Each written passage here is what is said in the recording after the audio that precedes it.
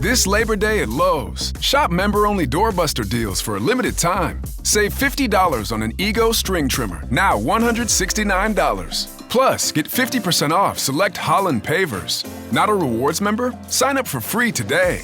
But hurry, Labor Day doorbuster deals won't last long. Lowe's, we help, you save. Valid through 9/1 while supplies last. Program subject to terms and conditions. Details at lowes.com/terms. Subject to change.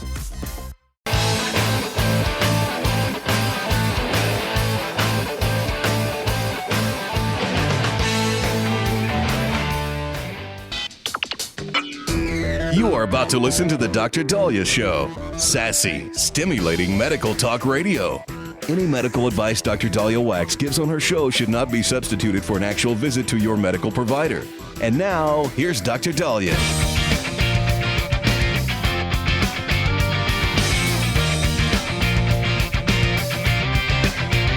All right. We are back on the Dr. Daliah Show, 1-877-DOC-DALI, 1-877-DOC-DALI. So the other day I posted that it's been 4 weeks since my last homeowner association violation. I have gone 4 weeks without violating something in my homeowners association. Yay, thank you. I appreciate it. Thank you so much. Yes, it's been that's a huge milestone for me. And I don't do well with homeowners associations. I get why they're there. When you live in communities whose, have people that will, play loud music and dump their trash or let their dog poop on your lawn, or paint their house glitter pink. And I get that.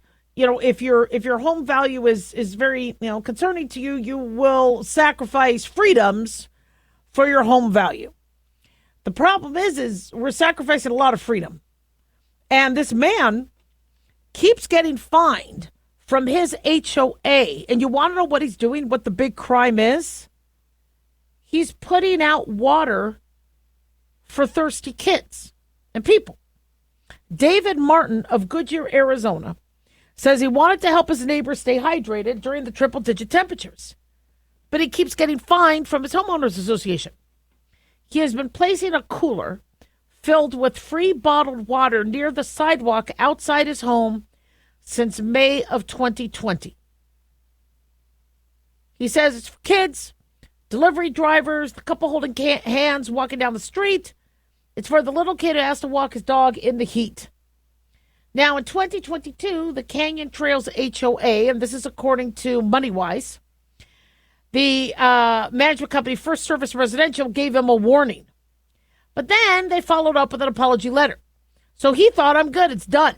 We won't have any problems ever again.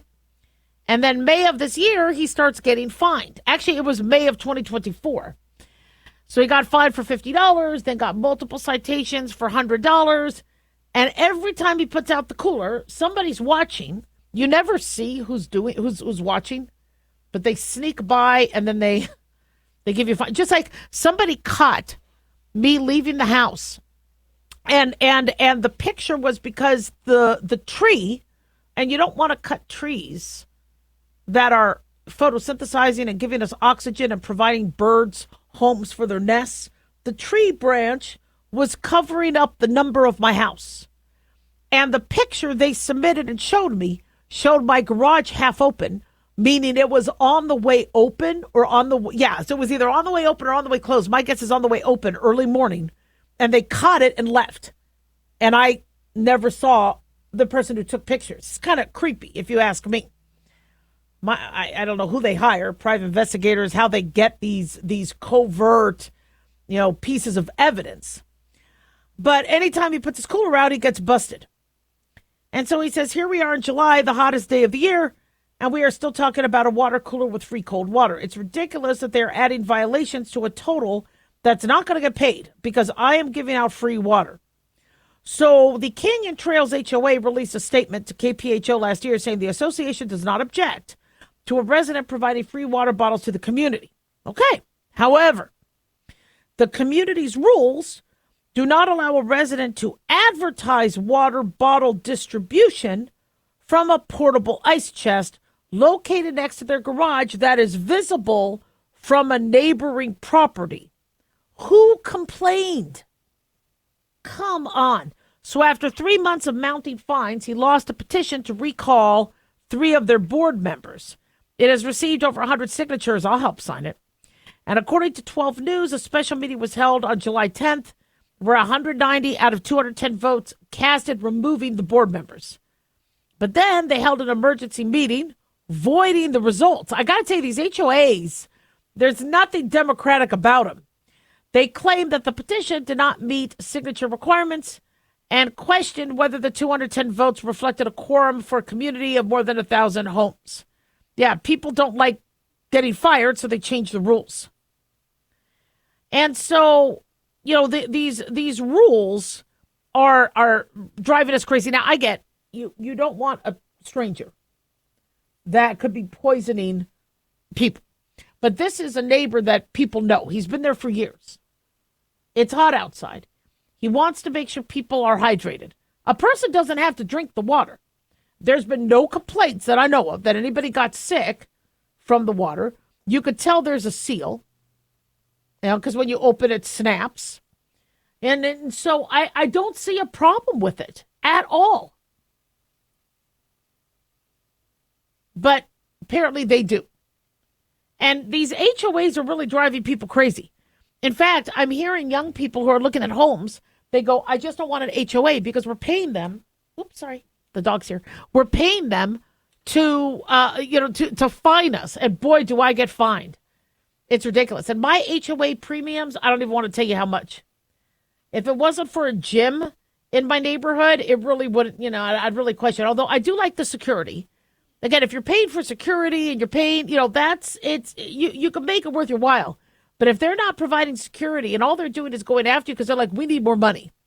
So I am sure we could find something. There's a weed over there. I think there needs to be more oversight. As much as I don't like oversight or the government getting involved, I think these HOAs have gone way too far. And so, the hydration issue, like when people are running in marathons, I've always wondered about that because people will hand them water.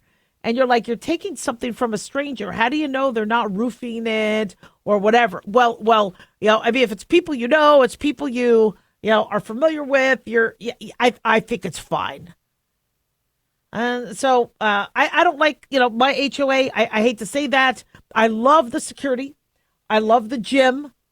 I love some of the people in my community. But whoever is trying to find ways to cause you to make money, it's ridiculous. 1-877-DOC-DALIAH. Don't go away.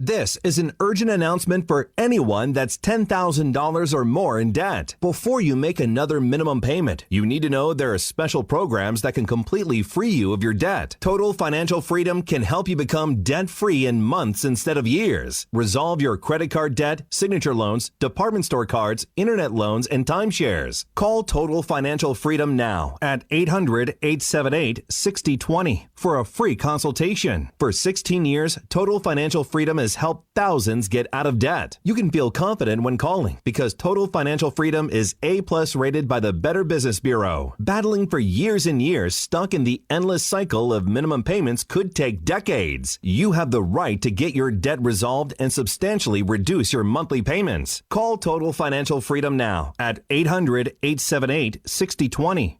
That's 800-878-6020. 800-878-6020. Let's face it, guys, we're living in times where the truth is becoming more suppressed and censorship is increasing at an alarming rate, especially on social media platforms. It's Clyde, and I want to tell you about a safe and secure digital playground we put together just for you. It's aftermath.media. You get access to thousands of Ground Zero archives and podcasts, along with our private social media groups with your basic membership starting at only $7 a month. Each subscription includes tech support, access to the RSS feeds, along with our own chat room and Telegram channel. In addition, the premium membership includes research study groups, webinars, a document and movie library, a live video stream of Ground Zero, a monthly Zoom chat with me, and other bonus content. Be sure to check out our yearly specials as well. Sign up today while you're thinking about it. Sign up at aftermath.media. Again, that's aftermath.media.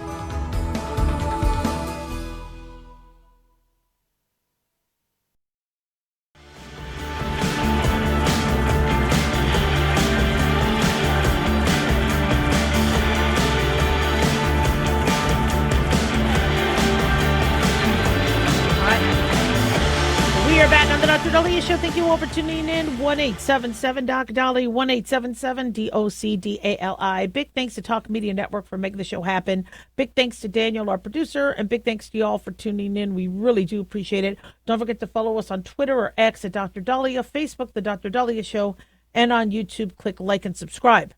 So when I hear these news outlets or these media outlets saying, "Oh, thoughts and prayers," we need more than thoughts and prayers. Thoughts and prayers are not enough. The thoughts and prayers recommendation is extremely important. Now, of course, when you have a shooter, that shoots up kids like this Robin Westman, it's going to take more than a village. I mean, we got a lot of work cut out for us because these shooters, they're just too many. There's and the sickness in their mind and their justification for doing it is beyond any logic. However, telling a community that we need your thoughts and prayers is crucial. It's actually paramount in the response. To review the 5 stages of grief. First, when something tragic happens, you go through denial. You're like, no, that couldn't have happened. No, it didn't happen. No, they aren't dead. No, it can't happen. No, you go through denial. Then you start to go through a bargaining phase, going, please, please, please don't let this be true. Please don't let this be true. Oh gosh. And then you get mad and you go through the anger phase and you are furious. Then you go through depression, because you're realizing it is true and you can't really do much with your anger. And then the 5th stage is acceptance. When the public hears that there's a shooting that involved kids, or a school shooting, or somebody was killed, or there was an attempt on President Trump's life, the anger phase can be one of the most dangerous in the whole in that process, obviously. And what public officials have to do and what leaders have to do is give the public something to do. Like when there's a missing kid, okay, let's get a bunch of us to go and look for that kid. Here's Amber Alerts, right? Pray. Send your thoughts and prayers. Send support. Donate. We understand that thinking about the situation, yes, may not necessarily stop the next shooter directly. But you have got to give the community something to do. And I think saying thoughts and prayers is huge. One is, yes, we could use the prayers, absolutely. But 2 is rather than people say, that's it, I'm going to do this, I'm going to pull my kid out of school, I'm going to raise arms up against, people get mad, and they should be mad. This is horrible what this piece of work did on innocent kids and teachers and families at a mass on Wednesday morning. You should be mad. But we have to direct, that anger into something that could be productive for the time being. I mean, Minneapolis has gun laws, strict gun laws. So for those of you that want to make the gun laws even stricter and you feel that's going to solve the situation, that's your choice. For those of us who think, okay, we got to do something more with identifying these people with mental illness, identifying these people who revere previous school shooters. We have to do something with identifying people in our society and how to get them away from others or rehabilitate them or not spewing more hate. The reason why thoughts and prayers get promoted and urged is because oftentimes all this hate that's being spewed out, all this anti-religion hate, anti-Trump, anti-Israel, it does brew more hate. So telling the public to stop the hate, send thoughts and prayers, unite us. When people go through tragedy and they go through the 5 stages of grief, the last thing you want to do is leave them alone. That's why we have wakes, we have shivas, we have in our different religions opportunities where people come to those who are grieving to not leave them alone. And having them express their thoughts is very, very important. So all these, Jen Psaki and whatever, saying, oh, we don't need the thoughts and prayers, or they're useless, or they're whatever. No, stop it. Now, another thing that is being criticized is RFK Jr., Health and Human Services Secretary, want to study if antidepressants and other psychotic drugs might be contributing to violence. Absolutely. I'm glad he is. Well, of course, the left is going after him. They're saying he's peddling BS, but RFK Jr. in a Fox News interview said they're looking at antidepressants called selective serotonin reuptake inhibitors and other psychiatric drugs. Now, I know some doctors are like, well, wait, whoa, what's he doing that for? Don't we need people on medication? Well, one thing I have said is the big mistake we do in medicine is we put you on a medication and we're like, we did our part. Okay. Now, as a family doctor, I would follow up with you in a week, 2 weeks. I'd follow up with you pretty closely. Then would go a month, then would go 3 months, then would go 6 months. Of course, come in anytime you need, because I want to make sure that it's working. I want to make sure that you're tolerating it. I want to make sure it's a medication you remember to take. Because when you don't take the medication, you could have a rebound depression, rebound anger, rebound anxiety. And so we know in the medical community how to put people on medication. We could prescribe things left and right, blindfolded. We're good at prescribing. But are we good at management? Well, we were until Obamacare and everybody lost their doctor. And now people just see random physicians different times. But if you can, see a psychiatrist, if you could see a family medicine provider, if you could see, internal medicine, if you could see somebody who is working with you and following up with you and watching for the nuances, these medications could provide amazing results. And we do have people that struggle with chemical imbalances, with depression and anxiety. Their serotonin might be low. And this helps increase their serotonin. A selective serotonin reuptake inhibitor selectively inhibits the reuptake of your serotonin so it stays around a little longer. It doesn't inject anything into you. It just allows your serotonin to not be uptaked as quickly. So it's a fascinating medication. But do we have enough studies about somebody who says, to hell with it, I'm not taking it? Or my insurance changed? Or my Obamacare premium is now higher? I'm done. What happens to these people who miss their dose? What are the studies showing? And then if that's the case, what are we doing to protect these individuals?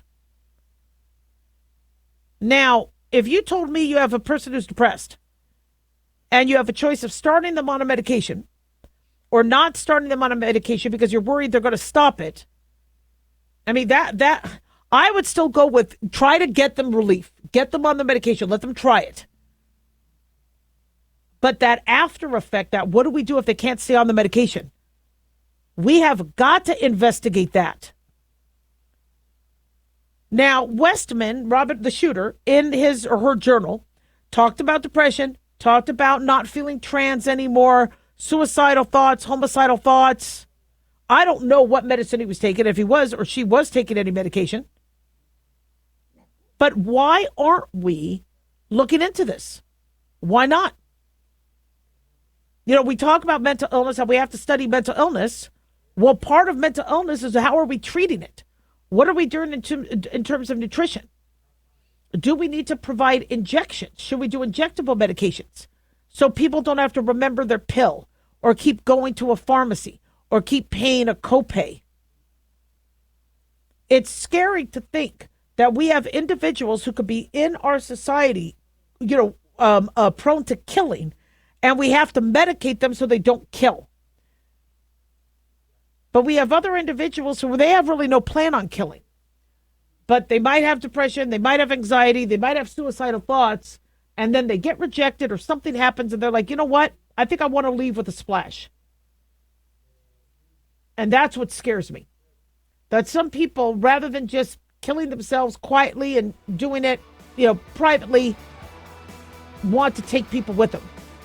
So if RFK Jr. wants to study and make sure that we're not doing harm, that's a medical landmark. That is a rule that we follow every day. And yes, we need to.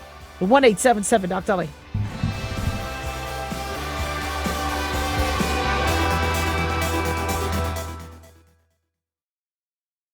At Hot Shot Secret, we share the science behind common diesel problems and their solutions. For example, diesel fuel cetane levels. in many states, the cetane rating in diesel fuel is 42 to 45. Most diesel engines operate more efficiently with a cetane rating of 48 to 50. One treatment of Hot Shot Secret Diesel Extreme will raise your cetane 7 points, increase fuel economy, and improve cold starts. Due to a cleaner burn, there are less hydrocarbons and particulate matter in your exhaust. This reduces the blockage of your diesel particulate filter. Using Diesel Extreme generates 83% less DPF regeneration. The 6-in-1 Diesel Extreme formula also includes the most concentrated detergent on the market, lubricity enhancer, water demulsifier, rust and corrosion inhibitors, and a fuel stabilizer. Hot Shot Secret Diesel Extreme is available nationwide at truck stops, fine farm and auto stores, and online at hotshotsecret.com. Hot Shot Secret, powered by science.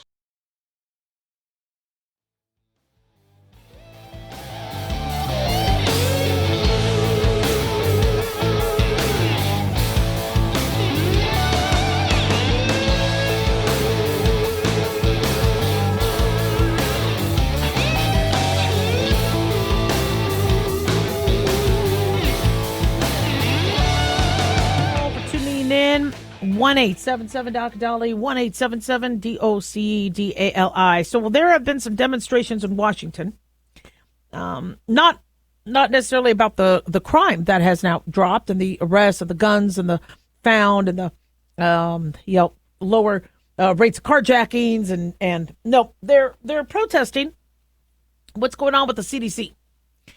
And there have been some research and public health leaders who have resigned, saying to, quote, get politics out of public health.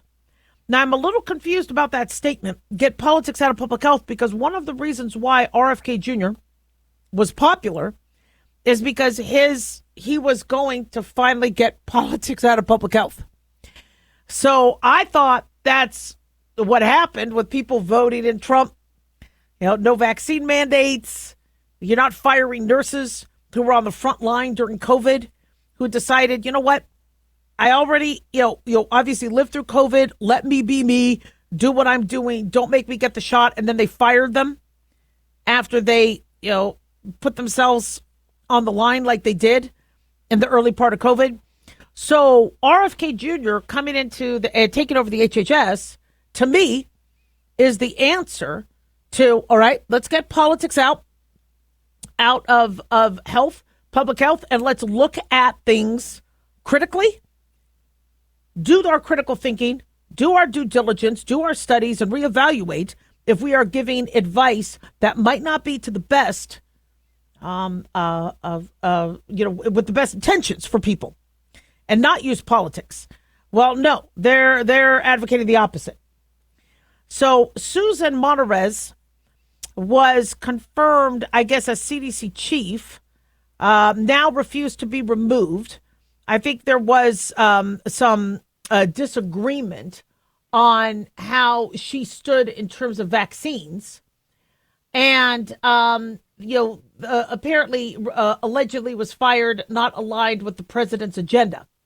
So now you see this backlash. Okay, well, politics are in medicine. So here's the thing. It depends on what the agenda is.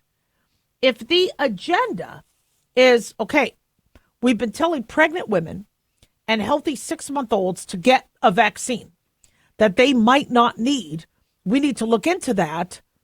That's, I think, a valid agenda, because we have a lot of pregnant women freaking out. In fact, I am seeing more pregnant women use midwives and not going to their OB because they are so worried that they're going to have to get the COVID vaccine. Okay, I want the best care for our patients. And if we have people concerned about the safety, the efficacy, miscarriage rates, or they're concerned about getting COVID and they want a vaccine, they have to be able to air that and ask and have options. So if the president's agenda is, look, okay, we're not just going to say, go get your shot. This is your shot. Quote Hamilton. And suppress any news on people getting side effects. All right. We're going to be transparent. So the agenda is transparency. The agenda is we're going to look at things to see if they need to be investigated. And we're going to allow patients to make more choices.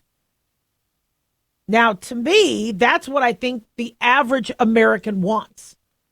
I can't tell you how many Democrats and liberal friends I have were pissed off about the vaccine mandate. So this is something that is kind of bipartisan. Now, I understand RFK Jr., not the biggest vaccine fan. And I understand some doctors were concerned that if he was going to be taking over HHS, we would lose out on the robust vaccination protocol we have for kids. The vaccine protocol still stands. They still can get their polio vaccine, their hepatitis, their tetanus, their diphtheria, pertussis, their varicella.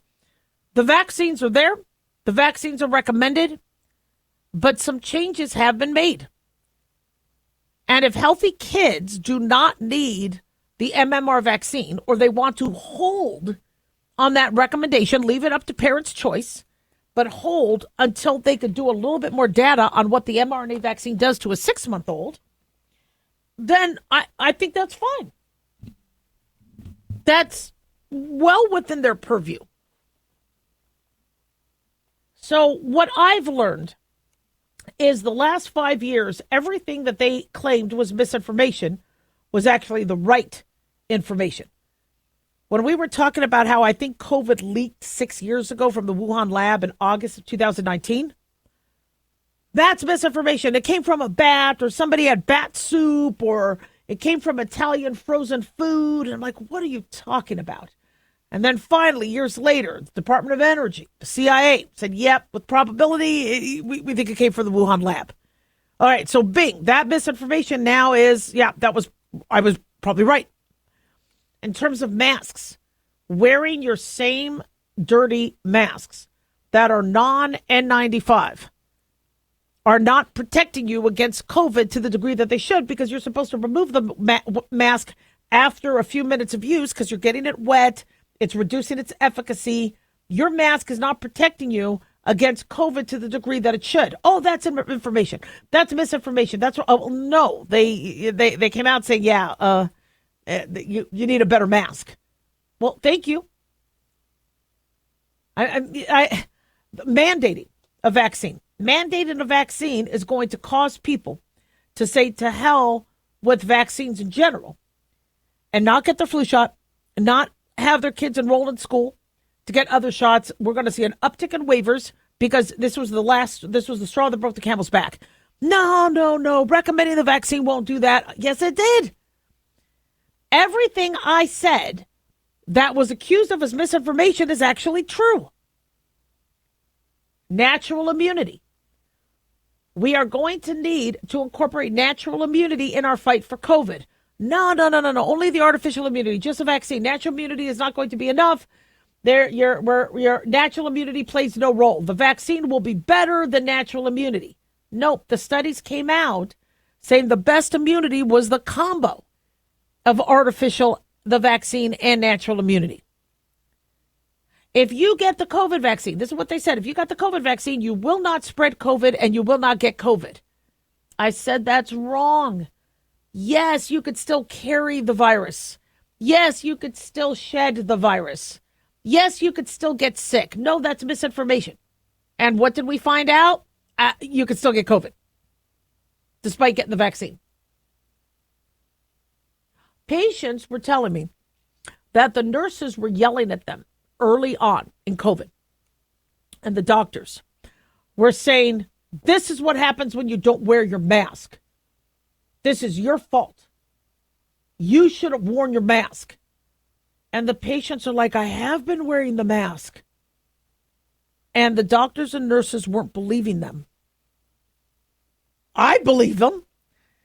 You wore your mask and you still got COVID because COVID can outsmart the mask. When I said, and this was the most ridiculous thing, that plexiglass that was put between Vice President Mike Pence and Kamala Harris in the vice presidential debate would not protect them against COVID. The plexiglass will protect you. You need, I think it was like 6 foot tall. And a fly flew over the plexiglass and landed on Mike Pence's head and sat on it for a while. Was that misinformation? No. So I want the politics out of the CDC. But unfortunately, it's all full of politics. Pro-vaccine is Democrat looking deeper at the vaccines and asking for more transparency is more Republican. Why aren't we all agreed? It's medicine. We should all agree that there should be more transparency and more patient choice. 1-877-DOC-Daliah.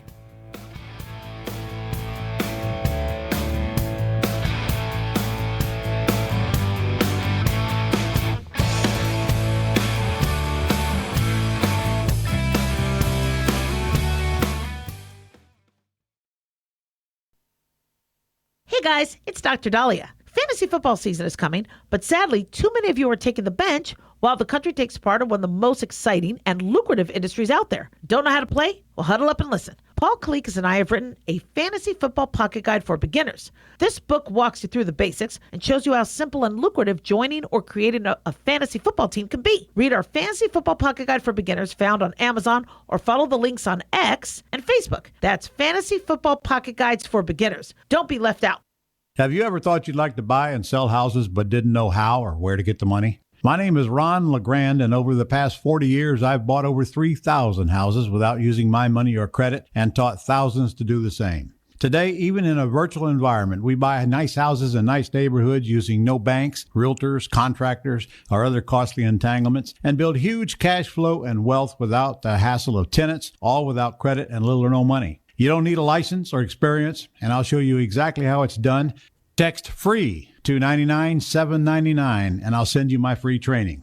I promise you I'll change the way you think about real estate and open the door to a new lifestyle that doesn't involve risk or rehabs and can quickly replace your current income. Text FREE to 99799, and let me show you how to take your life back and build cash flow and wealth from your home. That's FREE to 99799. Again, FREE to 99799.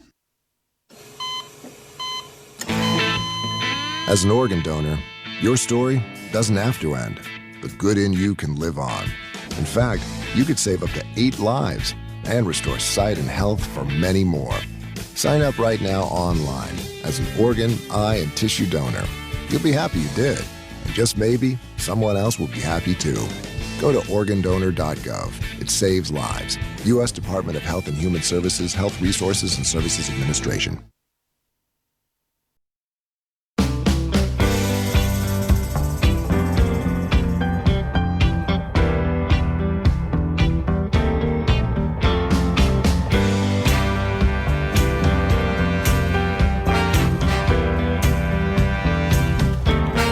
All right. So we are back on the Dr. Daliah Show. Thank you all for tuning in. 1-877-DOC-DALI, 1-877-DOC-DALI. So we are celebrating National Blood Donation Week. Yeehaw! Woohoo! It's one of my favorite holidays. After Christmas, after Halloween, after Thanksgiving. I like it way more than Valentine's Day because, I don't like Valentine's Day too much. Always got dumped right before Valentine's Day. But National Blood Donation Week starts September 1. It is the first week of September. And what is so cool about National Blood Donation Week is, one, I helped create it. So yay, me. But no. But what I really, really like about this is you have Republican and Democratic governors unite. It's cool. It's a rare thing to see. And National Blood Donation Week honors the blood banks that are tirelessly trying to get blood ready to go. So when there are shootings and hurricanes and natural disasters and car accidents or people with cancer or anemia, the blood is ready to go. Now, unfortunately, when tragedy happens, that's when people say, okay, I'm going to roll up my sleeves, I'm going to go. And I'm glad they do that. But we have to ensure that people are donating blood before it happens, because it takes a few days to process and get the blood ready on the shelves and then shipped to the hospitals. So National Blood Donation Week, we have the first week of September. September is National Preparedness Month. And September 4th is National Blood Donation Day. So why do we have a specific day? Because that's the day we have governors, Republican and Democratic governors, proclaim state blood donation days all on the same day to show their support. So they're honoring Vitalant, American Red Cross, One Blood, Blood Bank of Delmarva, Blood Bank of Hawaii, Blood Bank of Alaska, Rhode Island Blood Center, community blood centers, so many that are working tirelessly 365 days a year. And just some statistics for you guys. Every 2 seconds, somebody in the U.S. needs blood or platelets. 29,000 units of red blood cells are needed every day in the U.S., which means we need tens of thousands of you to donate blood. At least, now we don't want you donating every day, but this is the amount of blood we need. We need tens of thousands of units every day. Nearly 5,000 units of platelets and 6,500 units of plasma are needed daily in the United States. According to American Red Cross, 16 million blood components are transfused each year in the United States. So that means transfusions are happening at least 16 million times a year. Sickle cell disease affects 90,000 to 100,000 people in the United States. About 1,000 babies are born with sickle cell each year, and sickle cell patients require blood transfusions throughout their lives. Now, the average red blood cell transfusion is approximately 3 units. So if you're donating 1 unit, that's great. But the average person needs 3, which means you and your buddy and their buddy need to come in. A single car accident victim might need as many as 100 units of blood. We can't make blood yet. We can't manufacture it. There's no way. We have to use people's blood and platelets. Now, the blood type most often requested by hospitals is type O. 1 donation can help save more than 1 life. According to the American Cancer Society, more than 1.9 million people are expected to be diagnosed with cancer this year, and many of them will need blood.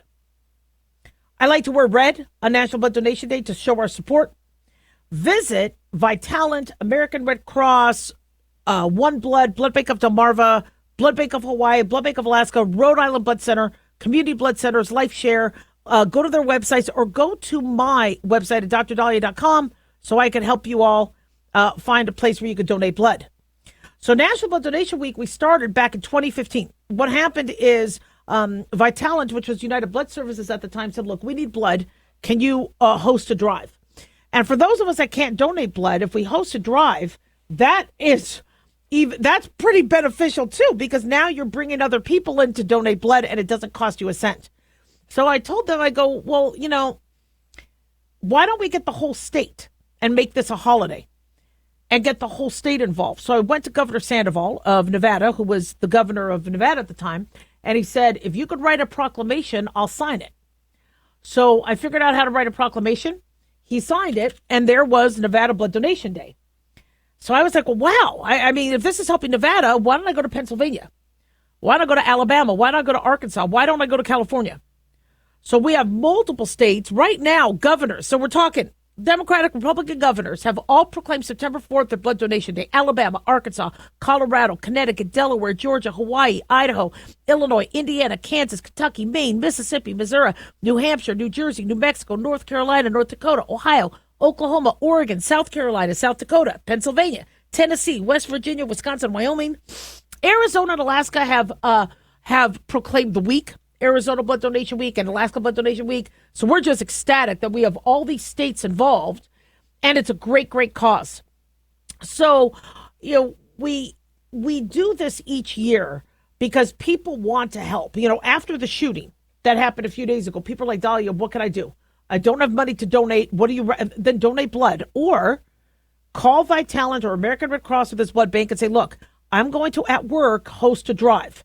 Again, it doesn't cost you any money. Hosting a drive is as simple as you coordinating what day for the company to come, working with, because the blood bank, it tells you how to, all what they need. Do they need outside? Do they need like a cafeteria area?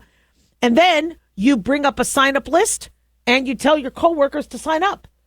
It's not that hard. And so if you can't donate blood yourself, the fact that you're getting other people to donate is huge. And that's also what I like about this cause.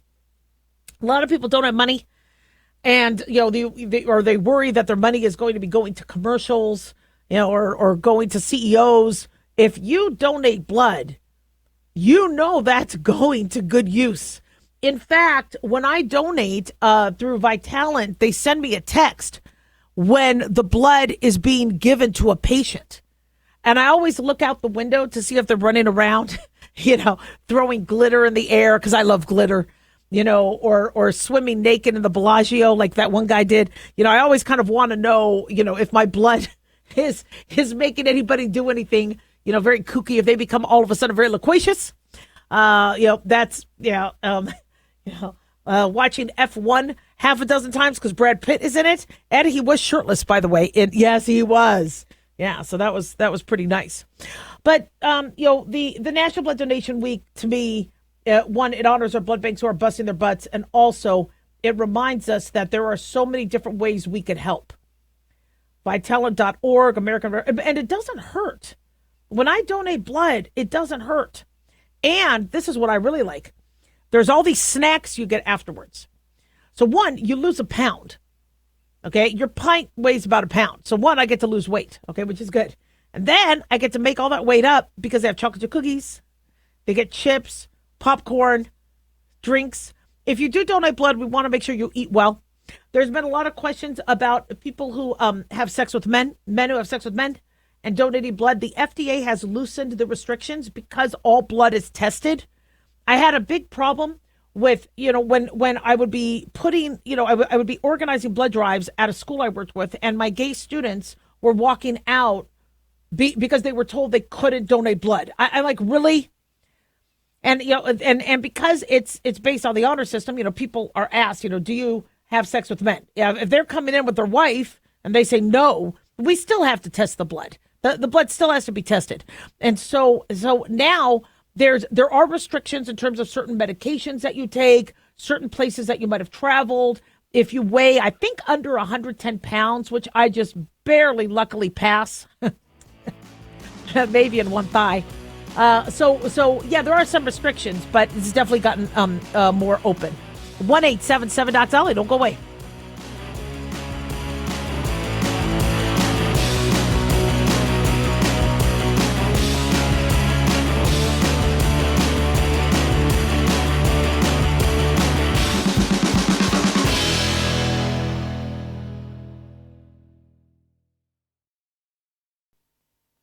Can you believe, with all the recent violent protests, looting, and destruction, some areas are considering either defunding or abolishing the police?